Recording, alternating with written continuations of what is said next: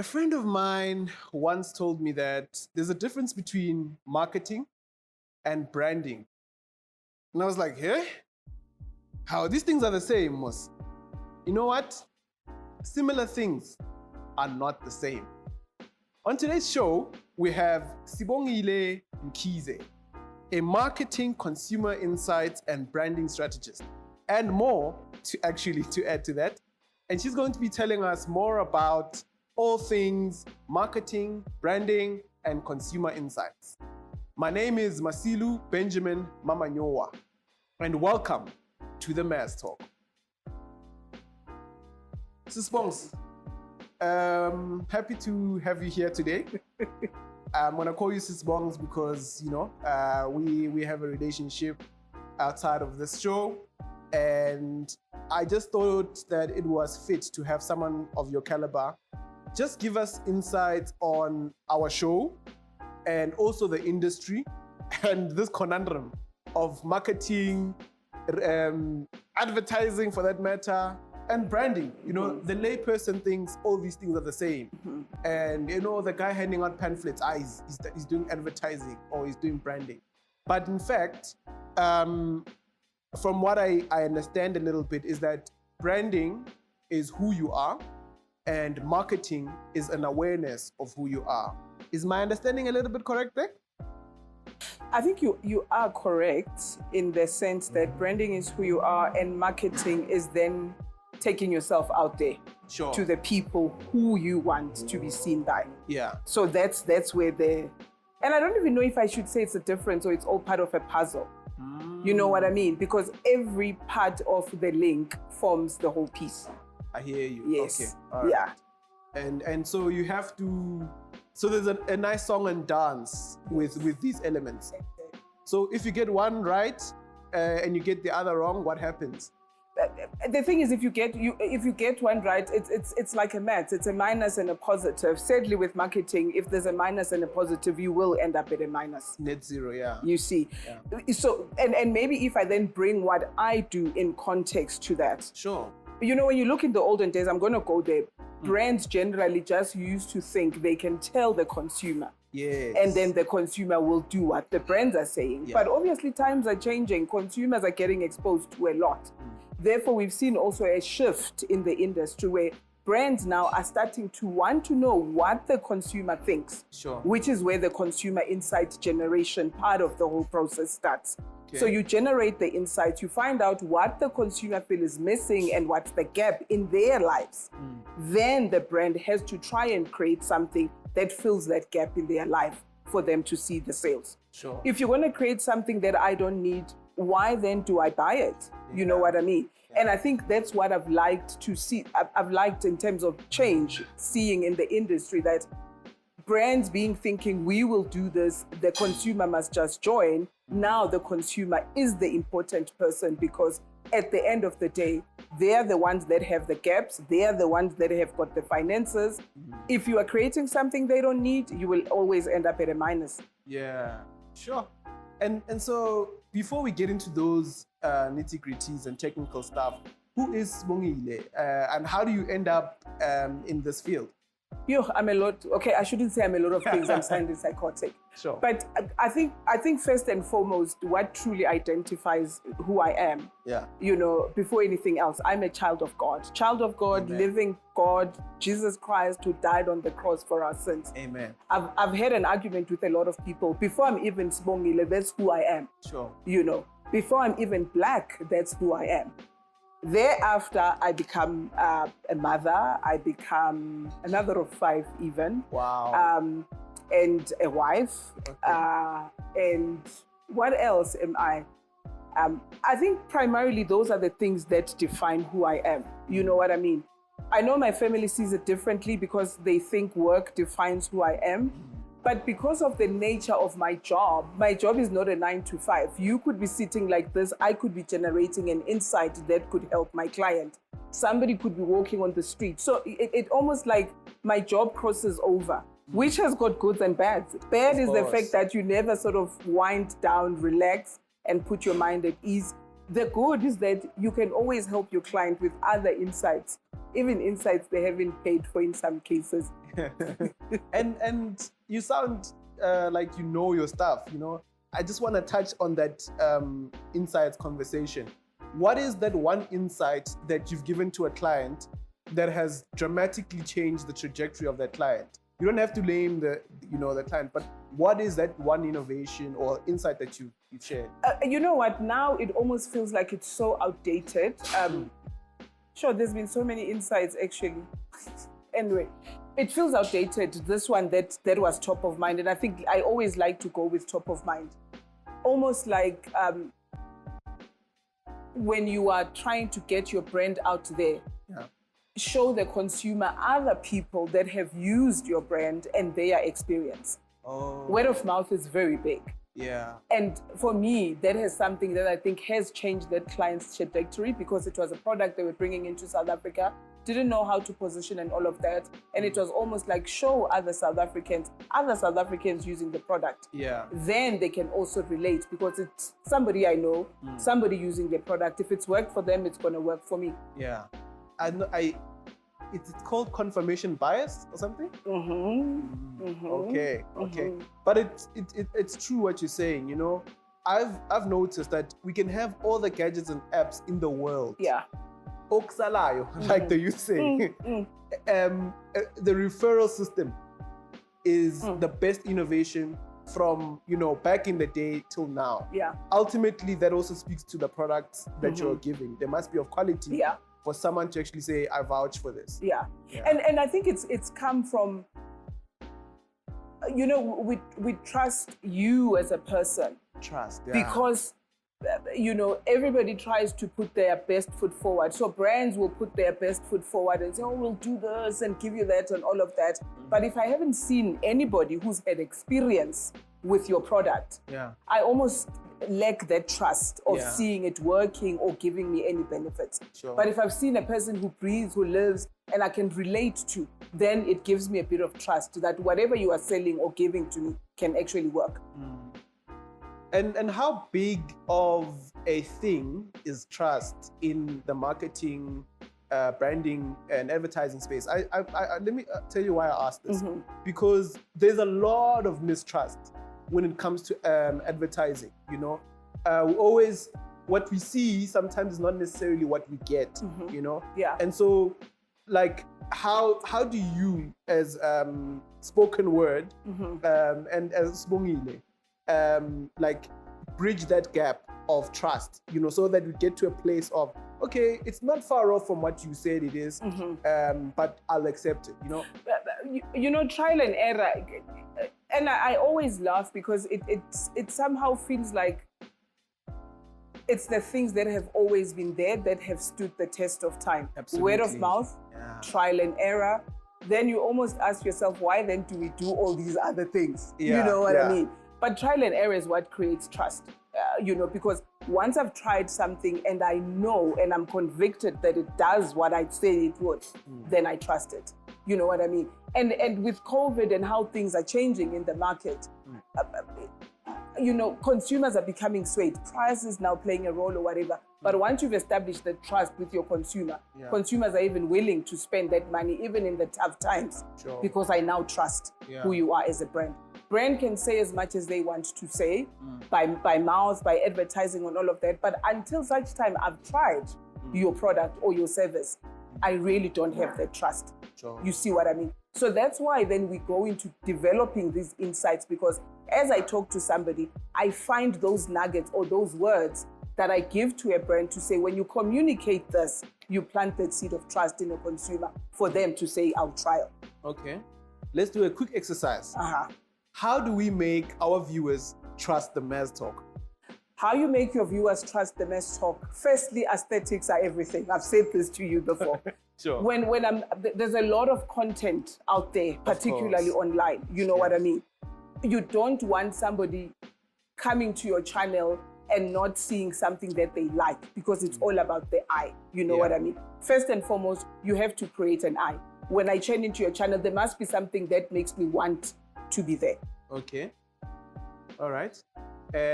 So it's literally about capturing the attention Yeah. of the viewer. Yeah. And Of the generation that doesn't even have a long time span. indeed. Yeah.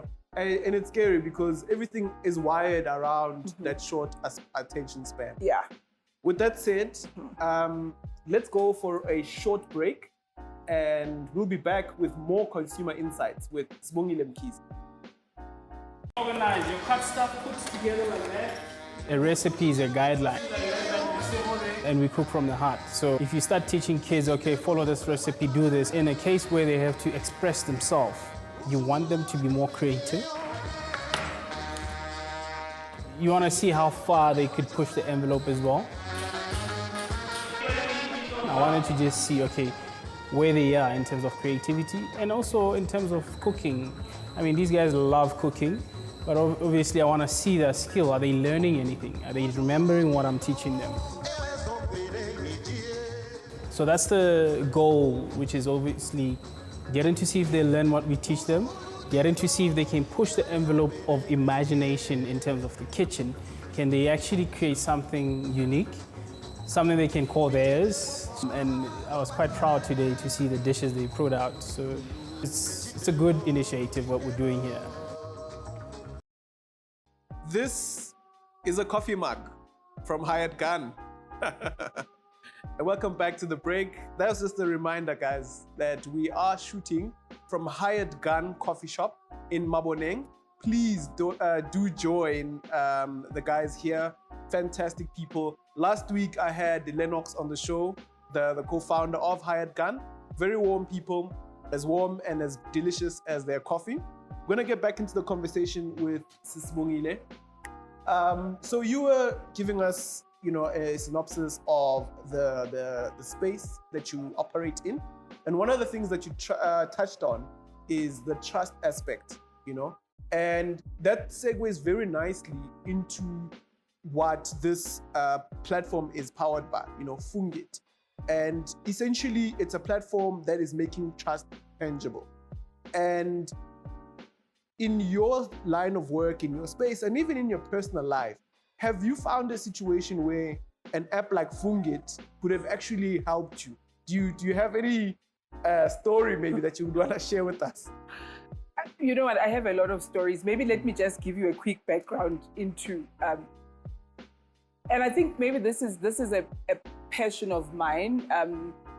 Not just a passion, but I think I've started doing it with a few small businesses where I find. Your viewers mustn't crucify me. No. Dealing with Black businesses has been an issue. Okay.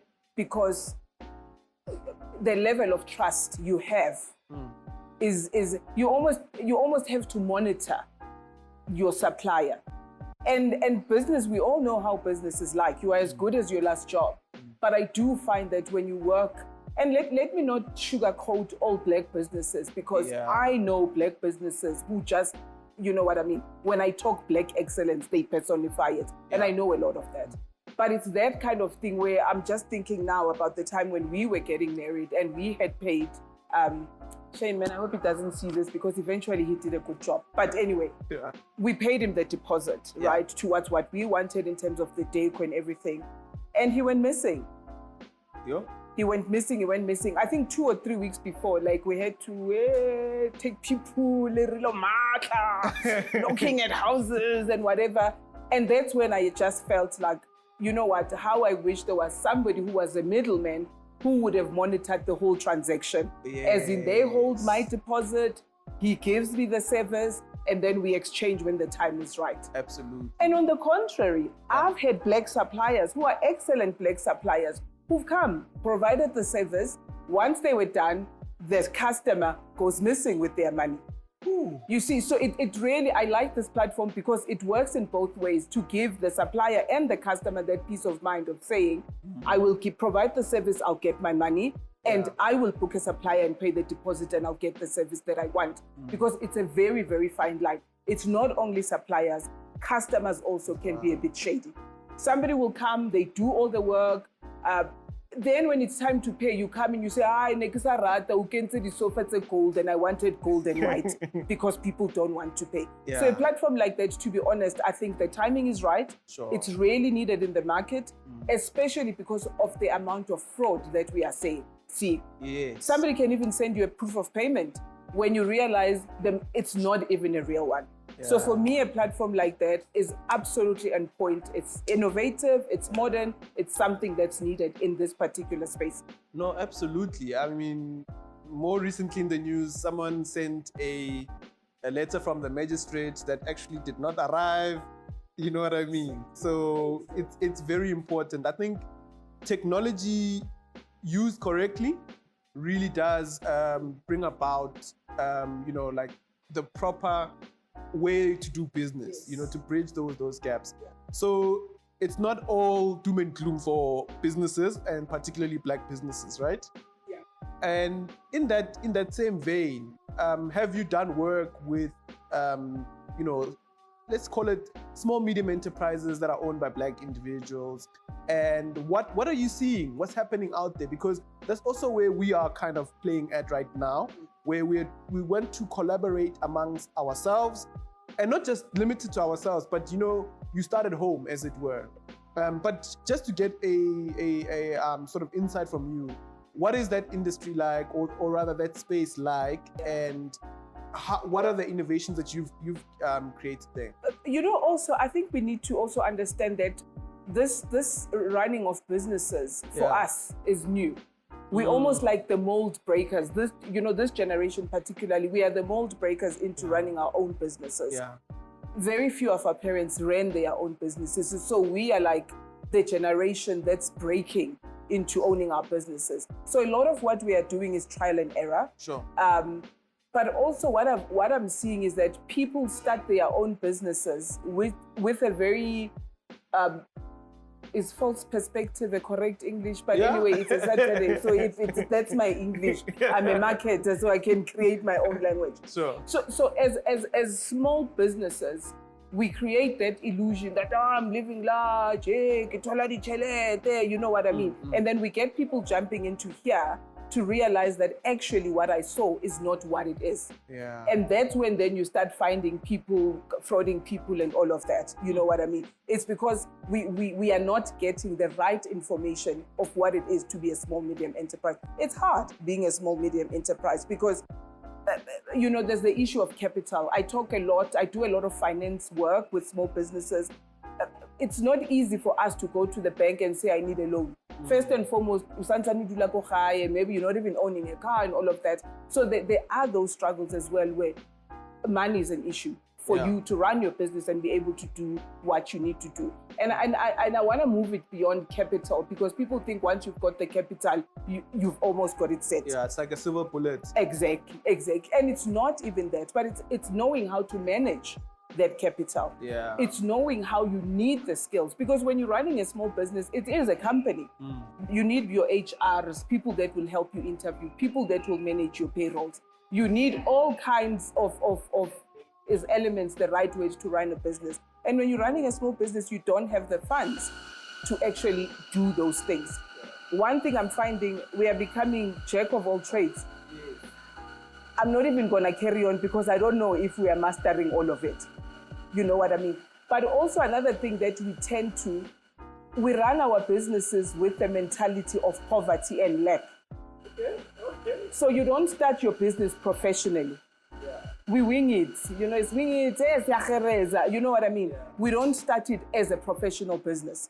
We don't go register it and say, as it starts, I need to hire the correct resources because the foundation you set is what will set your business up. But you become HR, you become admin, then you're not mastering any part of your business. Yeah. So when I come and I send you an email, you're gonna take 4 days to reply to it because now you are shooting an episode and there's no PA.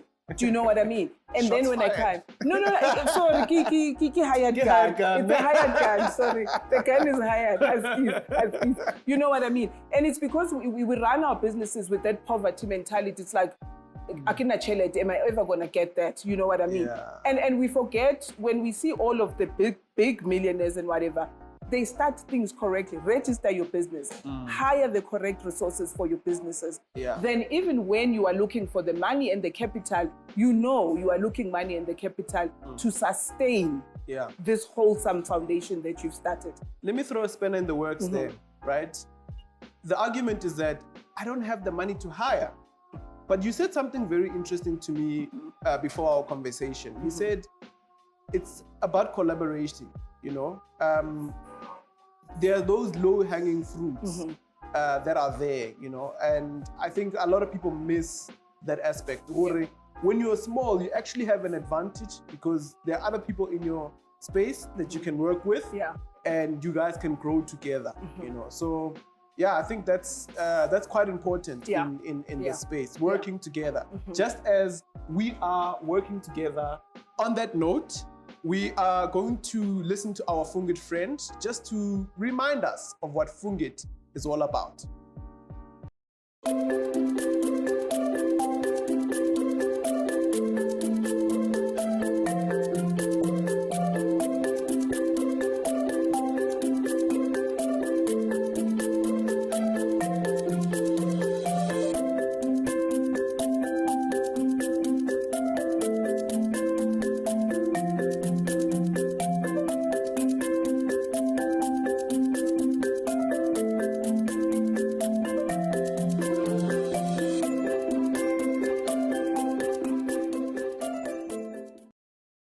Hey, LSM1, LSM2, LSM3. Sibongile, mina le ndaba yama LSM yangiqaka. What are these LSMs? Can I actually tell you that we are even moving away from LSMs even in the industry? Because, you know, maybe this is what I like about working in South Africa. I lived in England for many, many years. But South Africa is very colorful. Okay. You almost can't have hypotheses and you stick by them in South Africa, because you will find a guy driving a Ferrari adula ko Toxinvi. Do you get what I'm saying? Yeah. And and I don't know if this is the right place to bring that element of Ubuntu. But this is what makes us as South African colorful. This is what brings Ubuntu into it. I always laugh when I do this. It's only in our country where it will make sense, where you find a hobo controlling a traffic and stopping a guy who's driving a Maserati. Yeah. Only in South Africa. You then can't bring LSM into an environment like that. Yeah. Because as South Africans, I think living standard measures is not very black and white. Do you know what I mean? What you expect and what you see may not really be what you get. But when you walk into their mkuku, they've got high-end furniture. Okay. You come to my house in 4 ways. Mara how Sheba, I've gone and gerezad all my furniture come Melvin. That is South Africa for you. You go to Midrand and it's just a couch. That's what I'm saying. And that is why we have to constantly generate the insights, and we have to keep evolving, because what it is today really may not be what it is outside, especially with the economy that we are in. Definitely. I think we're gonna need to have you on another show where it's more technical and a masterclass of sorts, because I would think it's important, even though we are a seven colors kind of country. I mean, that's another identifier. You can't just give them testing, you know. Oh, listen to me just giving free advertising. Testing. But I think we would definitely need a masterclass of, you know, what are all these LSMs or these different levels, so that people can actually identify with themselves and how they are being marketed to. Yes. You know? Yes. But that's a conversation for another day. Just want to dial it down a little bit and say, is there a book or books that you've read that have really impacted your life, that have changed your life in a significant way? And if they are or is, what are those books? You know, when it comes to book, I'm so strange. I was actually talking to one of my clients. She used to work in a bookshop, so she was trying to organize books. She was like, give me the titles. Yeah. And I'm like, you know what? I read a lot. Yeah. I'm not a title person. For me, I look at the cover And then I'm like, oh, okay, this looks interesting and this can catch me. Then I buy it. I've got millions of books. I cannot even give you the topics, the title. I think one book that's coming to, and probably it's coming to my mind because that's the only title I know. It's called Captivating. Captivating. Okay. But it's an American author who touches on why God created a woman. Wow. You see, and she goes into this whole story of God created us in His image. Yes. And He created us differently as men and women because He wanted different parts of His image to be reflected with each gender. Sure. That book for me has been absolutely a game changer because as much as I run my own business, as much as I help companies sell and whatever, I'm somebody's wife. You know what I mean? Yeah. I'm a mother to these children. I can't run my home as a CEO. I can't be like, hey, hlala phansi baba, sine planning, whatever. Do you know what I mean? So for me, that book has been a life changer to sort of say, yes, we are work, we are businesses and all of that. But when all that has been said, the foundation of who we are is really in our family. And the book has helped me to establish the grounds and the balance of saying at home, this is who I am, and at work, this is who I am. Sure. You spoke about being a mother. How old is your firstborn? Okay. I've got my firstborn is 20 years old. 20. Yeah. Okay. And then I have a son who's 16. Sure. And then I have another son who's 14. And then I have twins who are 9 years old. Okay. Yes. Now, go back to 20-year-old Sibongile. What would you tell her with what you know now? 20-year-old Sibongile was just... I'm just trying to think about 20-year-old Sibongile. 20-year-old Sibongile was like a trailblazer, guys. You're a trailblazer, Shani. Yeah. And what I would tell her, would I tell her anything? Actually, no. Okay. I think she had her game on. Sure. Yes. All right. Which trails was she blazing? For me, at that age, like I needed to look my best. You know what I mean? It was all about aesthetics, and it helped. Do you know what I mean? Because when you looked good, people bought into your image. You see, that was the 20-year-old. Very independent I was. I had my own place at 20. I was living on my own. I just think 20-year-old Sibong didn't dream long term. She was the girl of the now. All right. And I think it helped because I enjoyed my 20s. Yeah. I didn't want to be 20 and be living a 40-year-old life. True. Just like when I'm now in my 40s, I don't want to be living a 20-year-old. Almost like be content with the age and the phase of your life. Yeah. And that's why I'm like, you know what, 20-year-old Sibong, you were doing your thing, girl, well done, and let me do my thing now. Sure. Okay, that's very interesting. Yeah, I can just imagine 20-year-old Sibongile. Even now, I mean, like, you blazing the trails with grace, and that's why, like, it was very important to have you on the show today. And I definitely think, like I mentioned, we will have many more of these, and I'm sure that the viewers will take great insights. And I really look forward to the technical side of things, you know, in terms of this puzzle that you have shown us a little bit about, you know. With that, ladies and gentlemen, that has been this week's episode of The Mass Talk.